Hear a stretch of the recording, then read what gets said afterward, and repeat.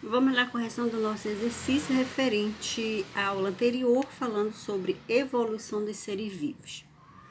Questão de número 1.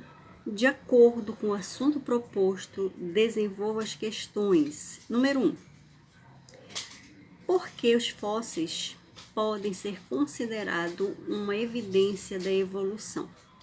Então, nós vamos observar o seguinte, que através dos fósseis, podemos encontrar, por exemplo, restos de ossos de seres idênticos aos nossos atuais. Então, isso faz com que a gente possa estudar a evolução das espécies, isso de uma forma, digamos assim, fazendo a comparação desses ossos dos antigos para os atuais. 2. De que forma Lamarck e Darwin explicariam, cada um do seu modo, a existência de peixes cegos em caverna? Vamos falar primeiramente do Lamarck. O Lamarck, ele poderia explicar que, de tanto ficar no escuro, os peixes eles foram perdendo a visão e possivelmente essas características seriam passadas aos seus descendentes. Essa é a visão de Lamarck. Enquanto que o Darwin, ele já explicaria da seguinte situação: os peixes cegos foram selecionados no ambiente escuro, onde não é necessário enxergar. Veja bem que aí cada um ele está colocando o seu ponto de vista, a forma como ele poderia explicar esse processo, tá? 3. Compare a seleção natural e seleção artificial. Quando nós falamos de seleção natural, nós vamos dizer que é feita pelo próprio ambiente, tá? Quer dizer, o próprio ambiente vai selecionar esses seres. As artificiais, criada pelo ser humano, tá? Quer dizer, há essa interferência do ser humano. Adaptação. O que é adaptação? Aí você pode estar pesquisando várias características. Uma das sugestões que a gente pode colocar para você é que toda característica, ela permite que um ser permaneça vivo e se reproduza em determinado ambiente. Mas aí, como eu falei, cada um procura explicar da sua forma, tá? Questão 5. Qual o raciocínio de Darwin em relação aos pássaros com bico diferente encontrados nas Ilhas Galápagos? Uma sugestão que vocês podem estar trabalhando é: cada uma das ilhas havia um tipo de alimento em maior quantidade e pássaros com bicos adaptados a essa alimentação. Então, aí vai se perceber que, devido essa, digamos assim, a quantidade de alimento e animais com bico adaptado, aí no caso iria sobreviver aquele que tivesse, na sua observação, né?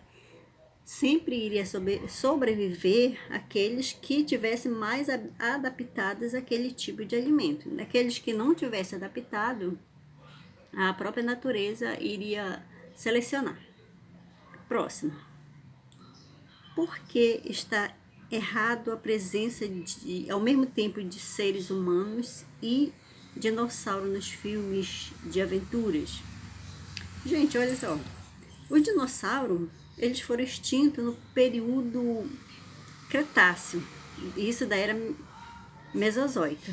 E os primatas, semelhantes aos humanos, surgiram no período terciário, na era Mesozoica. Então, esse é o grande erro dos filmes onde aparecem os dinossauros e seres humanos juntos, tá bom? 7. Qual a vantagem de espécie de sapo representado no desenho de assumir na posição? Você vai observar nessa imagem que você está vendo aqui, tá? Então você observa que o sapo ele está em uma posição de, como se fosse assim, como querer parecer um ser forte, tá? E com essa posição, ele pretende também afugentar os predadores. Isso daí nós chamamos de mimetismo de ataque, tá? Olha aí a posição do animal aí, ok? Continuando. Questão de número 8. Suponha que um astronauta tenha coletado uma espécie de gelatina estranha em outro planeta que ele suspeita ser uma forma de vida. Que tipo de observações ou teste deveria ser feito para comprovar essa hipótese? Veja bem que ele encontrou essa gelatina em outro planeta e ele trouxe, digamos assim, dizendo que seria um ser vivo. Aí a pergunta é: que tipo de observação ou teste deveria ser feito para realmente comprovar essa hipótese?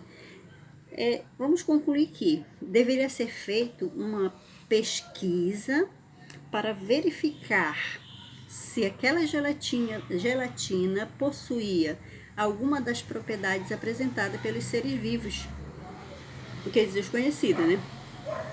Digamos assim, se era formada por células ou se era capaz de se nutrir, crescer, reproduzir, que apresentasse, digamos assim, pelo menos o ciclo de vida dos seres vivos. Então, seria o ideal para comprovar realmente se era ser vivo, tá?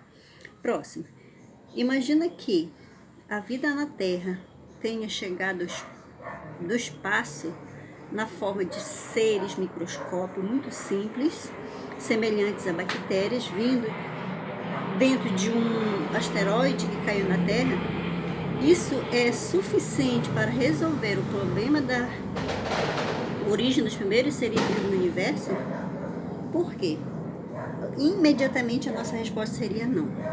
Porque restaria explicar como os primeiros seres vivos teriam se formado fora da Terra.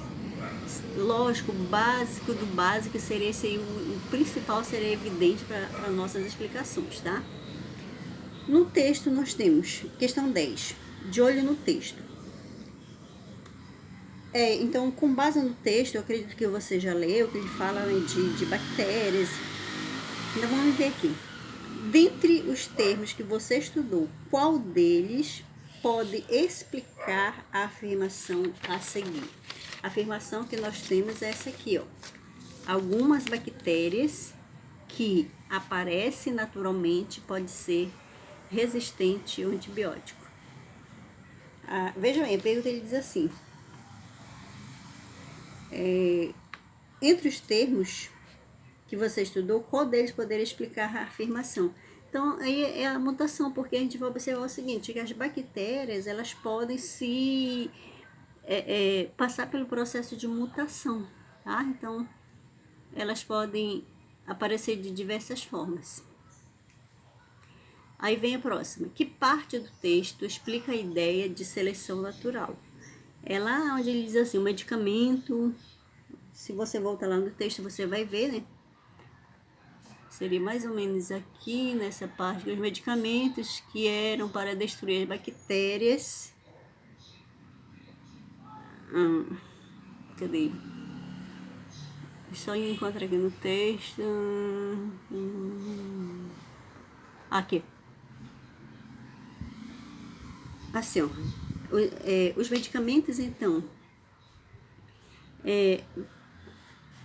para eliminar as bactérias, indivíduos que são sensíveis às formas resistentes vão sobreviver e dar origem a novos descendentes, tá? Então seria aqui o nosso meio que, ó, tá? Sobreviver e dar origem a novo descendente. Aí no texto seria essa parte aí que você responderia na questão de letra B da questão 10. Leia a historinha em quadrinhos ao lado e depois responda as questões. Aqui você vê, olha só, essa situação aqui da história em quadrinho, né? Aí depois vem assim: Horácio encontrou um fóssil bem à vista, mas não é tão fácil achar fósseis. Restos de animais e plantas geralmente são decompostos por micróbios com o passar do tempo. Em algumas situações, no entanto, esses restos são preservados e dão a origem a fósseis. Cite um exemplo de uma situação em que isso pode acontecer. A gente pode citar assim: sugestão de resposta. Vocês podem estar trabalhando a resposta de vocês também. A formação de fósseis fica facilitada quando os restos de um ser vivo são cobertos por lama ou por sedimentos antes de se decompor. Aí fica fácil fazer essa análise, tá? Apenas com base no que Horácio encontrou, é difícil afirmar se o animal era carnívoro. Que parte do fóssil do animal indicaria melhor esse aspecto? Com certeza seriam os dentes pontiagudos, né? Para poder ter essa confirmação do que o fóssil seria um animal carnívoro. Então, a melhor parte seria o dente, tá? Então, que seria aqui no caso a parte mais adaptada a fazer essa observação digamos assim, da afirmação de Horácio, tá bom? Então aqui foi a correção do nosso exercício e até a nossa próxima aula.